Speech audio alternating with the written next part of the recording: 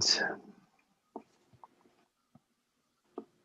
we're going to also record this particular one to a private unlisted YouTube video so you could share it with anyone you like, because I particularly like that also if someone wants to see it as subtitles on YouTube, you could see it in writing, which is good. Okay, let's see. All right, let's begin. So, welcome to this meditation. You're never stuck, just afraid. Someone once said he had a client who described her problem as unflushable, right? Just couldn't flush it. And she said, I keep pulling the chain and it keeps coming back again, she said. God. Sounds like a real stinker, he answered back. This made her smile. I feel so stuck, she said. That must be frightening, he said. Yes, it is, because I just can't seem to move on, she said. Can't or won't, I asked. So over the years, he met hundreds of people who complained of vicious circles, dead ends, and brick walls. Their lives were at sticking point, and no amount of thinking, doing, trying, or talking appeared to help. Okay, and so that's the point. So is it really? Are we really stuck? Are we just afraid? And now, personally, me, one of the things I've learned about the psychology of stuck is that being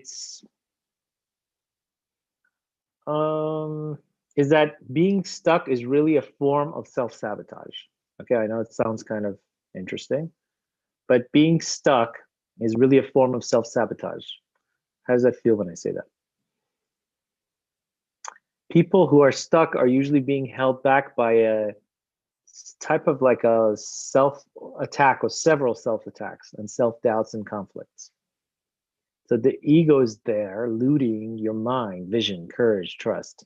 In truth, your soul is never stuck, right? It's just the ego gets in the way. In truth, this self-attack is really a resistance operation that is fighting the fear of something new, something really amazing, actually. And you know, I used to give these classes with Marianne Williamson at the Mystic Journey, and she used to always say, before she started to run for president, she used to say, whatever happened to her, by the way? She was trying to become president. Hi, you're on mute. I'll tell you about that later. I don't know. I lost touch with her. I remember her like 12 years ago, but yeah, I was a big follower of hers. Yeah. Yeah. So she said that, you know, she used to have those classes also at the Saban Theater right next to my old house. So she said that, you know, your biggest fear is the fear of your potential, right? I mean, in a small gist. So whenever you feel stuck, essentially, it's a sign that you're not in your true power. That's the bottom line. This is why when you feel stuck, you also feel helpless, frustrated, depressed, angry. Not being in your true power means maybe you're relying on struggle instead of intention. Take this down. Somebody type this up. You're relying on struggle instead of intention. Fear instead of certainty. Control instead of openness. Pride instead of help. Pushing instead of receiving. Because think about it, it's like this perfect union of how you can give and take, but the moment you're giving instead of taking, you're taking instead of giving, everything gets stuck. You just have to play that game. Or impatience instead of trust, or like falling into erroneous beliefs about how the universe is supposed to function, not knowing the real way it's supposed to function and thinking things are bad. So ask yourself, what is this stuck feeling trying to tell me? That's the core question we want to always ask. When you feel stuck, the real issue is usually fear. Backstage of any stuck story, the ego is busy writing fear into each new scene. For instance, I once I was once counseling someone, this very gifted author, who had, let's see, he basically was an amazing author, but he was totally self-sabotaging himself. And he had a new resistance against a new level of surrender and creativity. So there's always new resistances to new levels of surrender also, because it's your next level.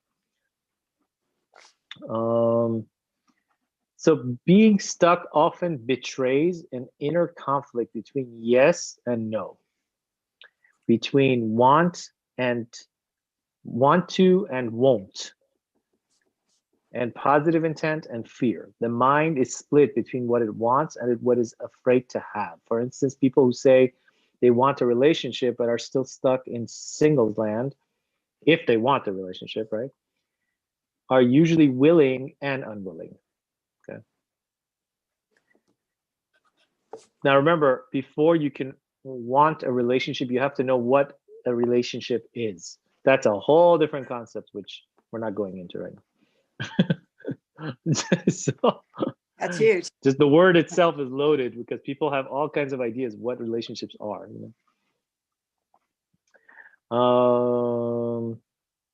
Couples who hit a bad spot in an otherwise great relationship are usually facing and resisting a new level of intimacy and love. Many times, not always, but many times. Sometimes the new level of resistance or the new level of intimacy is separation. Sometimes it's connection. Sometimes being with yourself. Sometimes it's not. So when you feel stuck, the mind is often pulling two opposing directions. For instance, if you say you want help but can't find any, you must really be saying then yes and no to help. Why would you say no to help? Interesting, right? Could it be an addiction to struggle, to unworthiness, or to belief that you don't deserve help? Maybe you're afraid to trust, or maybe it's pride and independence stuck together, or even fear of happiness. So those are all elements. And so to complete I did 6 of those signals that we are planting for ourselves to know. Here's 4 more. No, if you have no synchronicity, it means whenever you're not fully present, there will be no flow and you will struggle. So whenever no synchronicity, just know you're not present. Therefore, no flow, and then struggle. If you have no inspiration, then you could say, you can ask yourself, how can I be open to something if I'm not present to receive it, right? If you have no time, this is interesting because we did a time change. We aligned our time with the world last week. If you don't have the moment, you don't have the time now or ever. I've always said, there's a saying I say, it's later is never, at least most of the time, right? Later is never.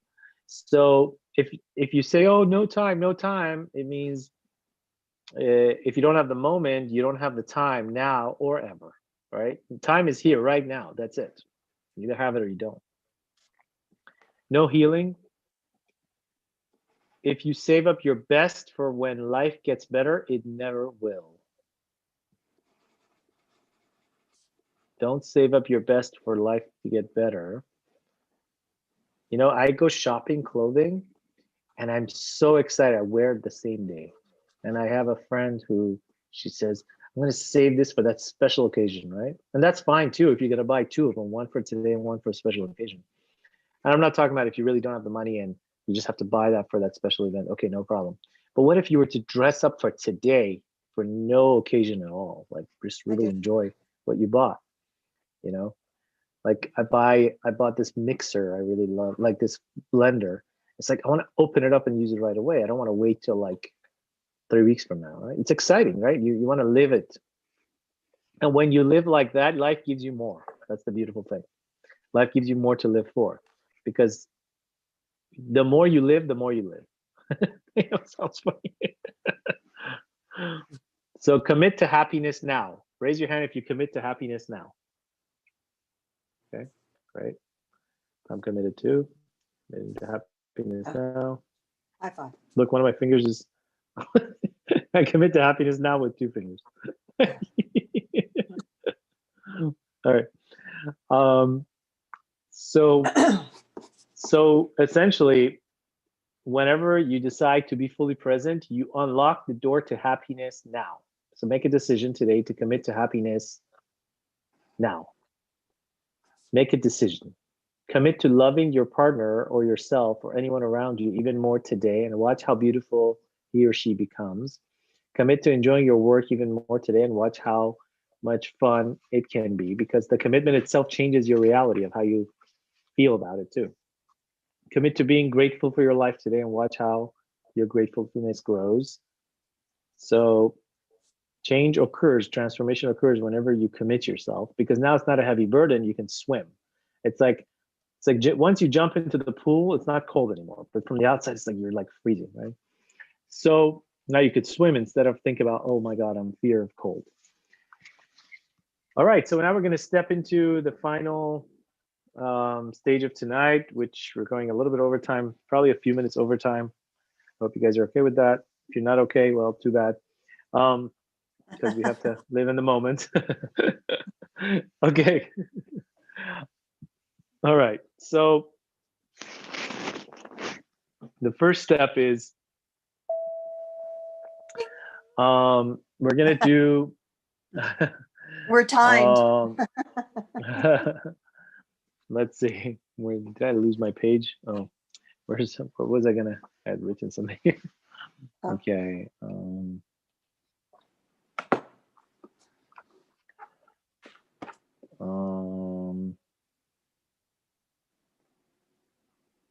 Okay, we're gonna do this thing called the pattern, right?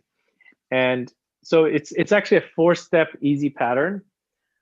We've done something similar to it before, but I think it's worth doing it on a deeper level today with all the introductions we gave it. And it's simple.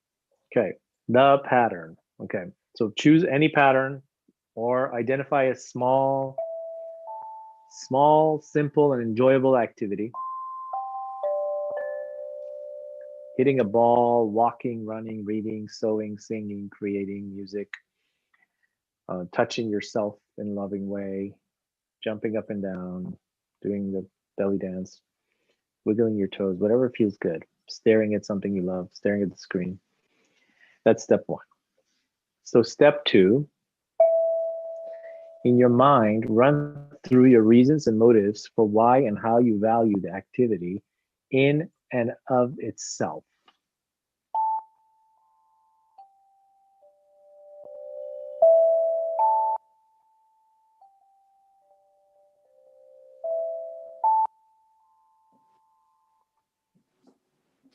Do that in your mind.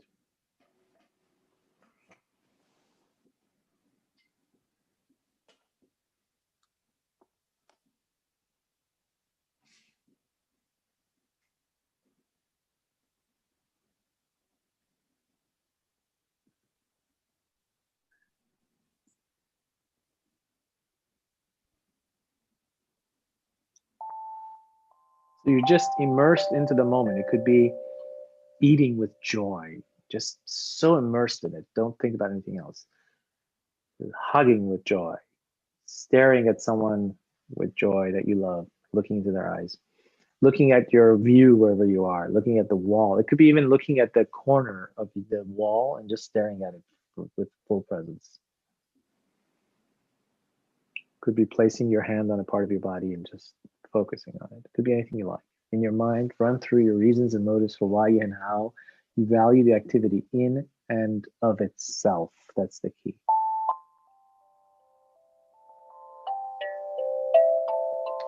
The more inherent the values and the meaning that you can ascribe to the activity, the more you frame it as inherently valuable.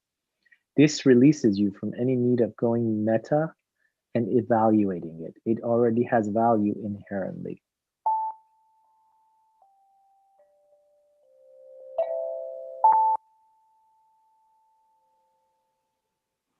So you're loving it for its purpose of presence right here, right now. You don't have to create like extra stuff. It's just you're enjoying the fact that it's here. Kind of like the blessing of just having hands, the blessing of just having the ability to wash your hands, And we say that blessing, Baruch atah Hashem Elokeinu melech haolam asher kiddushanu v'tzivanu b'tzivanu al netilat yadayim. There's a blessing that we say in the Hebrew. Just we thank, we have gratitude for the ability to be able to even have hands in order to wash them. Okay. Now, section 3 of this module, the pattern, decide to give yourself to this activity for several minutes, 3 or 4 times a week. So I'm going to let you choose your minutes yourself. It could be 5 minutes, 10 minutes, 30 minutes, 2 minutes. But decide to give yourself to this activity for those minutes, 3 or 4 times a week, where you're just absorbed into this simple activity of just being with it. Make sure it's something you can do and it's not dependent on someone else, so that you don't fall back because someone else didn't show up. It could be, like I said, the simplest version is just staring at the white wall, for 5 minutes. You can choose anything you like. You could place your hand on your heart and just listen to your heartbeat. 3 or 4 times a week. This enables you to enjoy the benefits of ongoing repetition. This also enables you to allow the activity to eventually drop out of conscious awareness and to operate at an unconscious level as a habit. This usually takes between 20 and 40 days for it to become an unconscious habit. Now, you can pick anything you like. Obviously, select something that can help you, that's within your range where it will be great for you. For one person, staring at the wall would be great because it gives them that ability to sit and do nothing for a minute. For another person, it could be placing their hands on their heart. For another person, it could be hugging yourself. Another person, it could be brushing your hair, for 5 minutes straight. Whatever is inherently is okay to do. You're not looking for the next moment. You're just in it. And step 4 is to relax and accept the joy of the activity as you experience it. Notice in this activity, you're not altering or changing anything. You're just being with it. And whenever you're ready, you can open your eyes.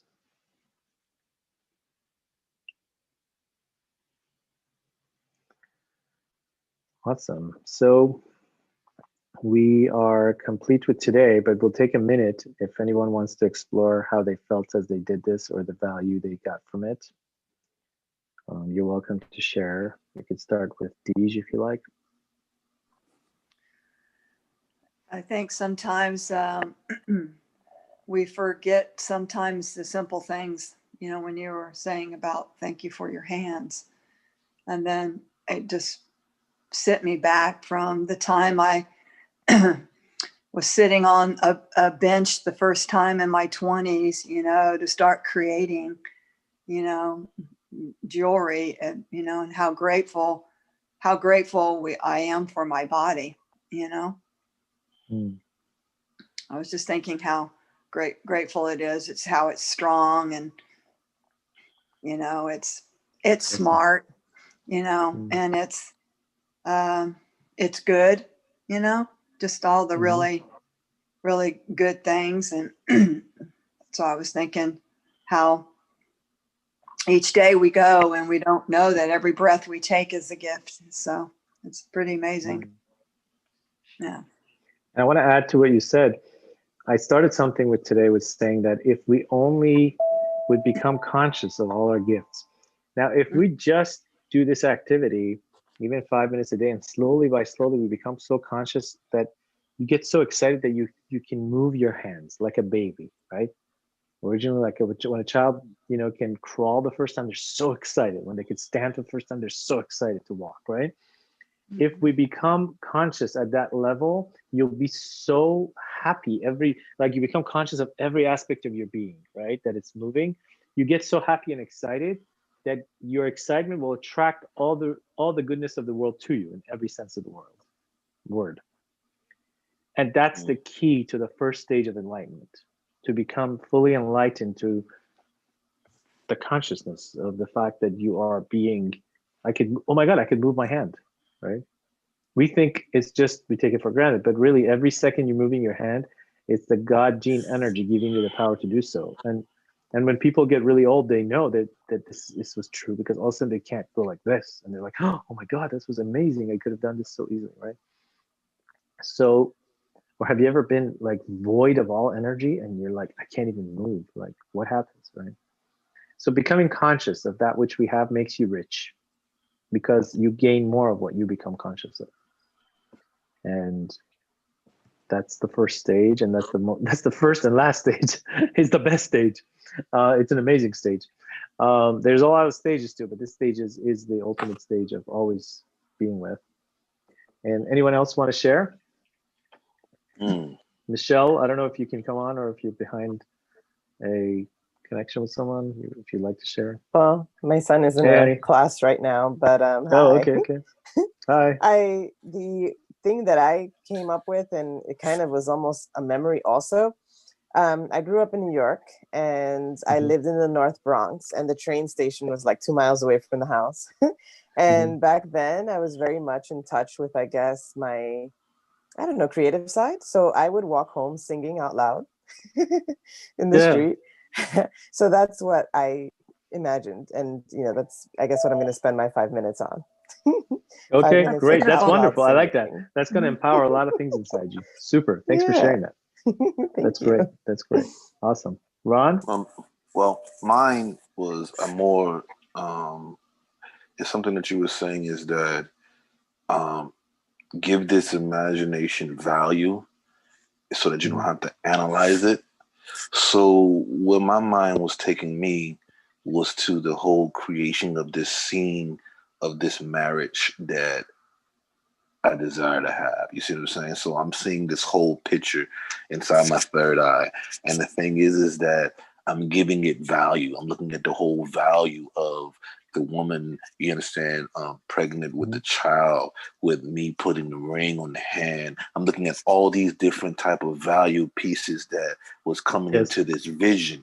So that when you said that, give it value, keep getting it value, right? Because the thing is that sometimes you start analyzing things, and you just was popping it into when you say analyze things. But once you start giving it this value of what you were saying, it's like it's totally giving it its identity. So I'm like, okay, I can do that every day for 4 or 5 minutes, just actually picturing that in my mind of this whole value aspect of what I want inside my being. You understand? So that's what I was looking at. So okay, great. So that works perfectly for you, and that's so good.